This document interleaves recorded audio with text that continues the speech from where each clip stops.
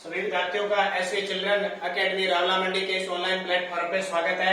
और कक्षा 11 विषय भूगोल, जिसका हम एक अध्याय पूरा कर चुके हैं, दूसरे अध्याय की तरफ बढ़े हैं और इस अध्याय का नाम है संरचना व भू आकृति विज्ञान। यानी हमारी पृथ्वी की संरचना कैसी है, उसकी आकृति किस प्रकार हुई। और इस भूगोल की किताब में हम स्पेशल किसके बारे में पढ़ रहे हैं, भारत के संदर्भ में पढ़ रहे हैं, हमारे भारत के संदर्भ में। अब पहले सबसे पहली बात है कि पृथ्वी की संरचना। अब आज हम क्या देखते हैं कि पृथ्वी पर पठार अलग है, मैदान अलग है, पर्वत अलग क्षेत्र में बसे हुए हैं, ठीक है। उसके अलावा द्वीप समूह अलग बने हुए हैं, समुद्र का तट अलग बना हुआ है। ये बने हुए ना, ये क्यों है, किस प्रकार है, क्या कारण है। आज जो हमारे 7 महाद्वीप है, कितने महाद्वीप है, 7 महाद्वीप है, उन 7 महाद्वीपों की संरचना कैसी बनी उसके बारे में सारी बात करेंगे। देखो मैं छोटा सा यहाँ पे नक्शा बना के आपको बताता हूँ पृथ्वी की संरचना। ये आपका हो जाता है उत्तरी अमेरिका, 7 महाद्वीप है ना, उत्तरी अमेरिका। ये हो गया दक्षिणी अमेरिका, ये हो गया यूरोप,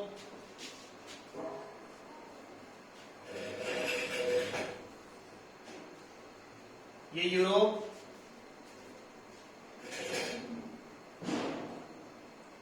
ये एशिया,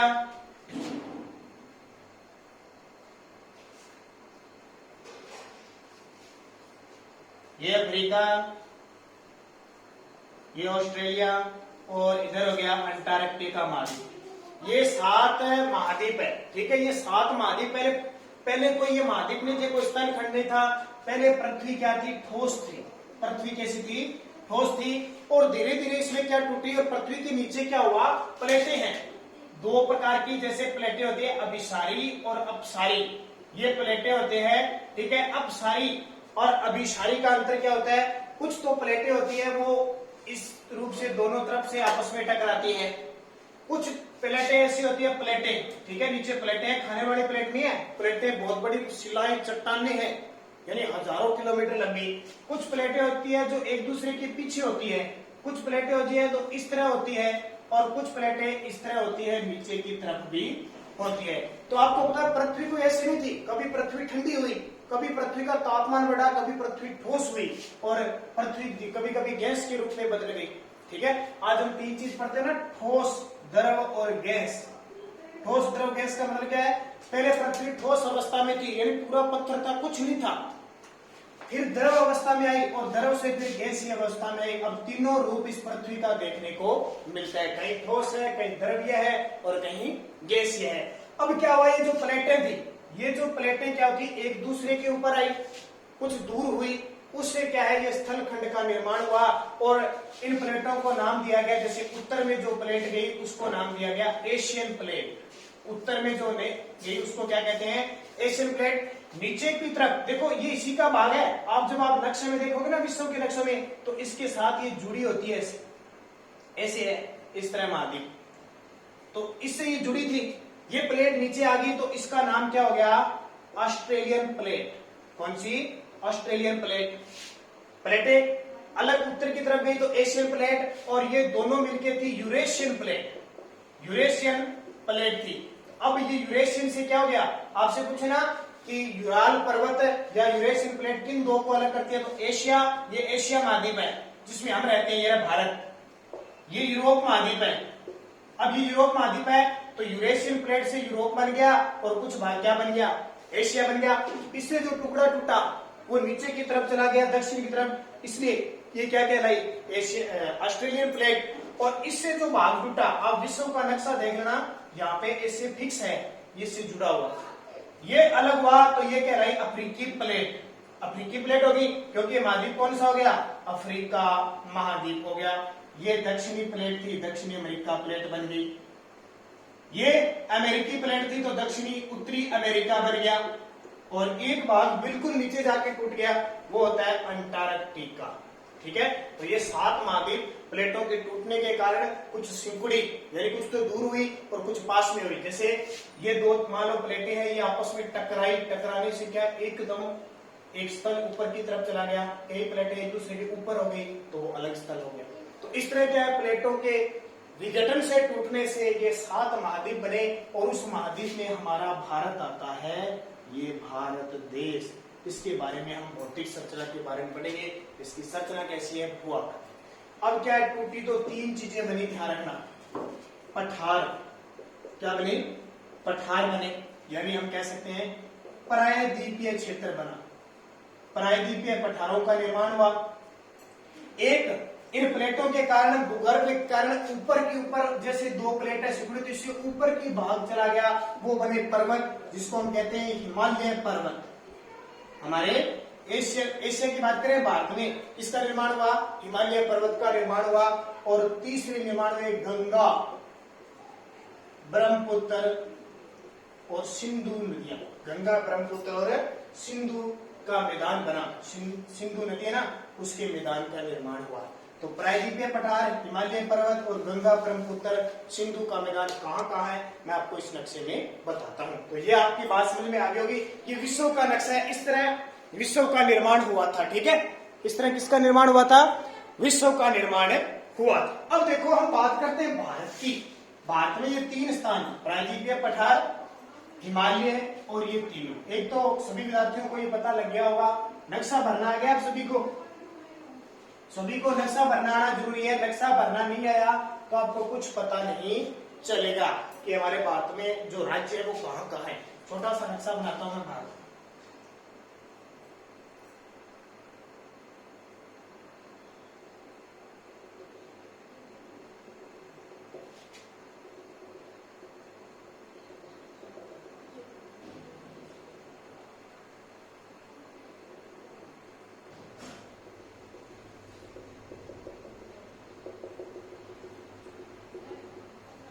ठीक है, ये भारत का नक्शा बन गया।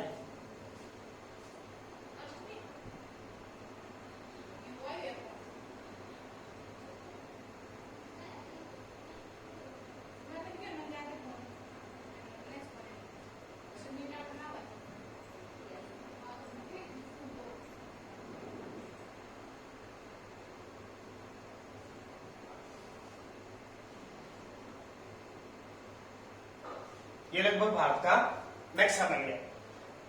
तीन बातें लिखी थी मैंने, एक तो प्रायद्वीपीय पठार। ठीक है, इस संरचना से क्या हुआ, इन प्लेटों से क्या बना, 3 भूभाग बने, प्रायद्वीपीय पठार, दूसरा हिमालय पर्वत कह सकते हैं, हिमालय पर्वत बना, जैसे आपकी किताब में दे रखा है इसका नाम हिमालय, और अन्य अतिरिक्त प्रायद्वीपीय पर्वत, कोई भी पर्वत बना। और तीसरे जो गंगा, यमुना, ब्रह्मपुत्र, गंगा, यमुना, ब्रह्मपुत्र और सिंधु नदी भी साथ में आ जाती है, सिंधु का मेला। ठीक है, इनका निर्माण हुआ। अब हमारे भारत में कहां कहां हुआ देखो, यहां से लेकर जम्मू कश्मीर, पंजाब, यहां से लेकर ऐसे किसका निर्माण हुआ, ये है धनुषाकार हिमालय पर्वत, हिमालय पर्वत है, इसका निर्माण हुआ। ठीक है, आज भी निर्माण, आपसे पूछे विश्व का सबसे नवीन पर्वत कौन सा है, हिमालय पर्वत। प्रायद्वीपीय पठार कौन सा है, ये मालवा, सिंदूर, ये जो क्षेत्र है ये प्रायद्वीपीय पठार है। ठीक है, गंगा, यहां से गंगा बहती है, ये गंगा, और यहां से ब्रह्मपुत्र नदी आती है, ब्रह्मपुत्र, ये गंगा, यहां से सिंधु, ये 3 क्या है, गंगा, यमुना और ब्रह्मपुत्र सिंधु का मैदान का निर्माण करती है। ठीक है, और ये जो है समुद्र तट है, ये कौन सा है, समुद्र तट। और यहाँ जो लक्षद्वीप है, द्वीप, यहाँ अंडमान निकोबार यहाँ है, देखना इसके अंदर ये पहाड़ियों पे बने हुए से अंडमान निकोबार के अलग अलग टुकड़े हैं, ये सारे क्या होते हैं, द्वीप। द्वीप की विशेषता क्या होती है, द्वीप क्या होता है, जो स्थल चारों तरफ से जल से घिरा हो उसे क्या कहते हैं, द्वीप कहते हैं। ठीक है, प्रायद्वीप क्या होता है, वह स्थल जो 3 ओर से जल से घिरा होता है और एक स्थान से स्थल खंड से घिरा होता है, वो क्या कहलाता है, प्रायद्वीप। अब देखो, प्रायद्वीप का मतलब ये भाग भारत का जल से घिरा है, ये भी जल से घिरा है और ये भी जल से घिरा है, और ये स्थल से घिरा है, तो इसको क्या कहते हैं, प्रायद्वीपीय भारत कहा जाता है। ये बीच वाला क्या कहलाता है, प्रायद्वीपीय पठार कहलाता है। हिमालय पर्वत, यहाँ बड़ी बड़ी चोटियां हैं, जैसे आपने नाम सुना होगा माउंट एवरेस्ट, कंचनजंगा, केटूर, सारी कहाँ पे है, इस हिमालय में सारी जड़ी बूटियां, यहीं से ये गंगा, ब्रह्मपुत्र, यमुना, सारी नदियां निकलती है। तो 3 प्रकार की संरचना है हमारे राजस्थान भारत की। अब इन 3 प्रकार की में बात करें तो प्रायद्वीपीय पठार का नाम आए, किताब में पढ़ लेना, वैसे बता रहा हूं मैं। ये देखो, भाग सीधा पूछे तो राजस्थान का अरावली पर्वतमाला का भाग आ गया, मालवा का पठार आ गया, ठीक है, और ये झारखंड का बुंदेलखंड आ गया, असम का पठार, उड़िया का पठार, ये सारे जितने भी पठार है ना, दक्कन का पठार, सारे पठार में आ गए। आपसे पूछे गंगा, तो गंगा लिखोगे उत्तराखंड, यूपी, झारखंड, बिहार, इन राज्यों में गंगा के मैदान है। फिर ब्रह्मपुत्र का मैदान पूछे भारत में तो असम क्षेत्र में ब्रह्मपुत्र का मैदान है। सिंधु का मैदान तो जम्मू कश्मीर में और आगे पाकिस्तान में चली जाती है, ये सिंधु का विस्तार है।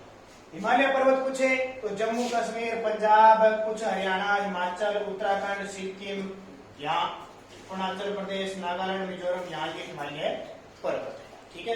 ये आपको ध्यान रखना है। 3 प्रकार के स्थलखंड मैंने भारत के नक्शे में आपको दिए। आगे देखिए, अब इनको थोड़ा थोड़ा पढ़ लेना, क्या इनकी विशेषता, जैसे पठारों में सबसे ज्यादा खनिज निकलता है, और हिमालय में जैसे बहुत सारी नदियों का निर्माण होता है, जैसे अरावली पर्वतमाला है हमारी राजस्थान की, नाम सुना होगा, तो ये है। फिर देखो भू आकृति। अब भू आकृति की बात करें कि भारत की भू आकृति कैसी है।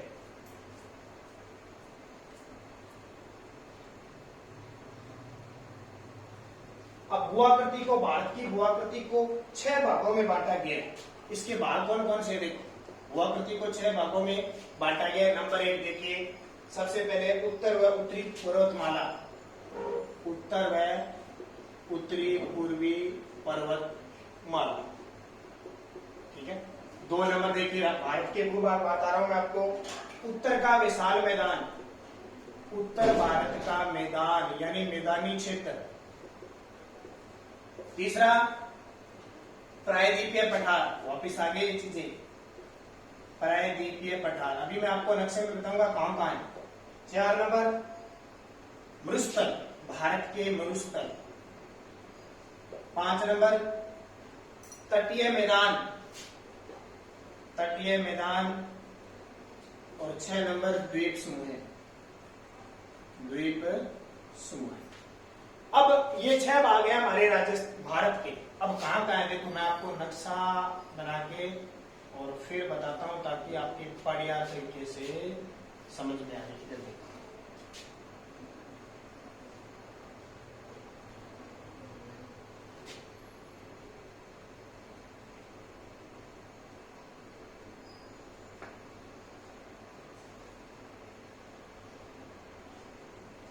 ये मान लो भारत है, ठीक है, छोटा मोटा मैंने जैसे यहां बना दिया।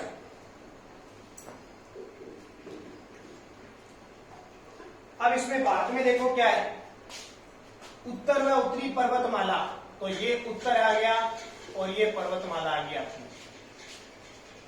ठीक है, ये उत्तर और उत्तरी पर्वतमाला।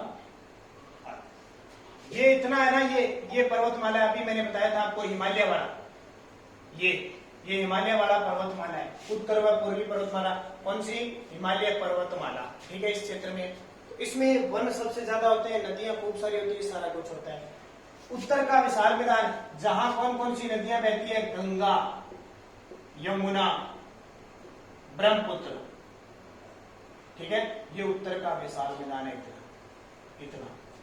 प्रायद्वीपीय पठार, ये प्रायद्वीपीय पठार है, त्रिभुज के आकार का प्रायद्वीपीय पठार है। मरुस्थल, ये हमारे राजस्थान का मरुस्थल, जो पंजाब, हरियाणा, राजस्थान और गुजरात में फैला हुआ है, भारत का मरुस्थल है ना, टिब्बे हमारे। तटीय मैदान, तटीय मैदान, ये तटीय मैदान होते हैं, ये क्षेत्र है, ये क्या है, तटीय मैदान है, ध्यान रखें, यानी समुद्र के किनारे जो क्षेत्र लगता है, तटीय मैदान है। द्वीप समूह जैसे यहाँ पे लक्षद्वीप, अंडमान निकोबार द्वीप समूह है, ठीक है, द्वीप, बहुत सारे द्वीप, इधर द्वीप, यहाँ छोटे छोटे, दादर व नागर हवेली, ये भी द्वीप है यहाँ पे, ठीक है, मुंबई, ये सारे द्वीप के रूप में आते हैं। जितने भी द्वीप समूह उनकी बात करेंगे, तटीय मैदान, भूस्थल, प्रायद्वीपीय पठार, उत्तर भारत का विशाल मैदान और उत्तर उत्तरी पूर्वी पर्वतमाला, इनके बारे में हम चर्चा करेंगे। है क्या ये, एक एक के बारे में चर्चा करेंगे। सबसे पहला आता है उत्तर और उत्तरी पर्वतमाला। कौन सी? उत्तर व उत्तरी पर्वतमाला। इसको भी क्या है, अलग अलग भागों में बांटा गया है। उत्तर उत्तरी पर्वतमाला, देखिए तो ये नक्शा समझ में आ गया है। सबसे पहले तो नक्शा भरना सीख लीजिए और आपकी किताब में बढ़िया तरीके से नक्शे के बारे में चर्चा भी की गई है। अब देखो, जब उत्तर और उत्तरी पर्वतमाला की बात करेंगे तो हम किस पर्वतमाला की बात करेंगे? हिमालय पर्वतमाला की बात करेंगे। किसकी? हिमालय पर्वतमाला की बात करेंगे। और इस हिमालय पर्वत अकेला नहीं है ये, जैसे मैंने आपको बता दिया, ये पाकिस्तान से शुरुआत होती है इसकी। पाकिस्तान में सुलेमान पर्वत है, हिंदू कुश पर्वत श्रेणी, हिंदू कुश पर्वत श्रेणी से लेकर ऐसे ऐसे ऐसे चीन के अंदर भी है। और जो हमारा अंडमान निकोबार है ना, ऐसे दोहरी धाराओं में होते होते होते इस तरह ये फैला हुआ धनुष के आकार का। अब इस हिमालय पर्वतमाला के अलग अलग भाग में अलग अलग ऊंचाई है, ठीक है। कुछ भाग है इस हिमालय पर्वतमाला के जिसको कहते हैं, सबसे ऊपर वाला भाग है इसको तो कहते हैं वृहत हिमालय। कौन सा? वृहत हिमालय, जहां बर्फ ही बर्फ पड़ती है, कोई कुछ ही नहीं होता है, उसको तो वृहत। फिर पार श्रृंखलाएं, यानी इसका मतलब है इससे थोड़ी सी पार इधर है। श्रृंखलाओं का मतलब क्या होता है? जहां खूब सारे पर्वतीय पर्वत है, जैसे ऐसे है, ऐसे एक पर्वतीय पर्वत है, बर्फ से ढके हुए सारे के सारे, माउंट एवरेस्ट है, मोटे मोटे, वो क्या कहलाते हैं? श्रृंखलाएं, पर्वतों की श्रृंखलाएं कहलाती है। फिर थोड़ा सा इधर जाएंगे तो यहाँ आ जाएगा मध्य हिमालय, ठीक है, मध्य हिमालय आ जाएगा, बीच का जो हिमालय आ जाएगा उसे कहते हैं मध्य हिमालय। और लास्ट वाला आता है शिवालिक हिमालय। शिवालिक की पहाड़ी है इसलिए इसका नाम क्या हो गया? शिवालिक हिमालय, या इसी को कह सकते हैं लास्ट वाला नीचे का हिमालय कह सकते हैं, या छोटा हिमालय, लघु हिमालय भी कह सकते हैं, ठीक है। लघु हिमालय का मतलब क्या हुआ?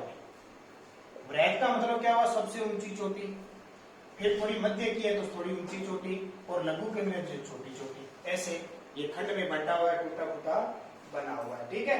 तो ये उत्तर पश्चिम दिशा से लेकर और दक्षिण पूर्व, ये उत्तर पश्चिम दिशा है, यहाँ से लेकर और दक्षिण पूर्व दिशा की तरफ फैला हुआ है। तो इसकी एक एक सारी चीजें हम बात करेंगे। कौन सा कश्मीर किस में आता है, सिक्किम किस में आता है, कौन कौन सी पर्वतमालाएं इसके अंदर आती है, ठीक है।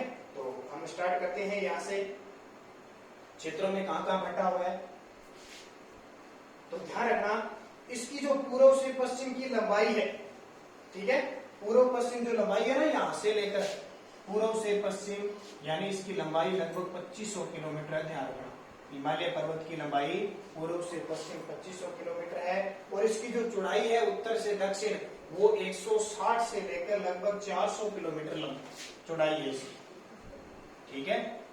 यानी लंबा है 2500 किलोमीटर, बहुत होता है 2500 किलोमीटर। और उत्तर से दक्षिण इसकी लंबाई कितनी है? 160 से लेकर 140 किलोमीटर के आसपास है। तो अब इसमें हम पढ़ेंगे कौन कौन से देश आते हैं, कौन कौन सा इसमें सिस्टम होता है। अब क्या है, अब ये तो बांटते हैं हमने वृहत हिमालय, पार श्रृंखलाएं, या कहें तीन भागों में, वृहत हिमालय, मध्य हिमालय और शिवालिक श्रेणी यानी लघु हिमालय। अब इसको भी कुछ खंडों में बांटा जाएगा, इसके भी कुछ खंड है, उपखंड है, ध्यान रखना।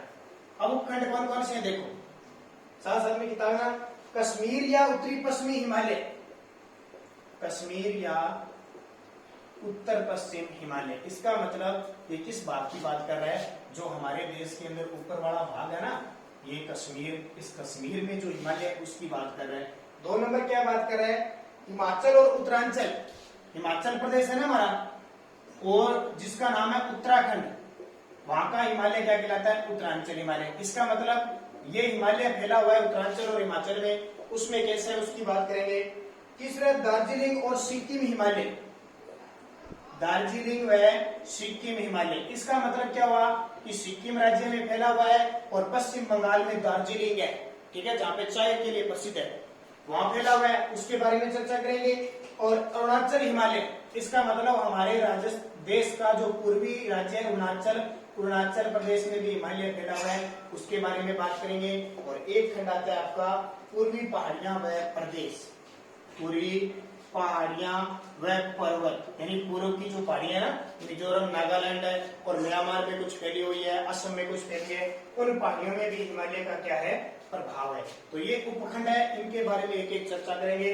जम्मू कश्मीर में क्या क्या है, हिमाचल उत्तरांचल में क्या क्या है, दार्जिलिंग सिक्किम में क्या क्या है, कौन सी चोटी है, कौन सी दर्रा है, अरुणाचल प्रदेश, और इन सब के बारे में अगले वीडियो में हम बढ़िया तरीके से चर्चा करेंगे सारे एक एक चीज, क्योंकि हमें भारत की भौतिक स्थिति के बारे में जानना है। हमारा भारत है कैसा, जैसे हम किस श्रेणी में आ रहे हैं, हम मरुस्थल के अंदर आ रहे हैं, किस श्रेणी में आ रहे हैं, हम मरुस्थल के अंदर आ रहे हैं, कोई पर्वत में रहता है, कोई पठारों में रहता है, कोई नदियों के किनारे रहता है, तो उन सब की चर्चा हम विस्तृत रूप से करने वाले हैं।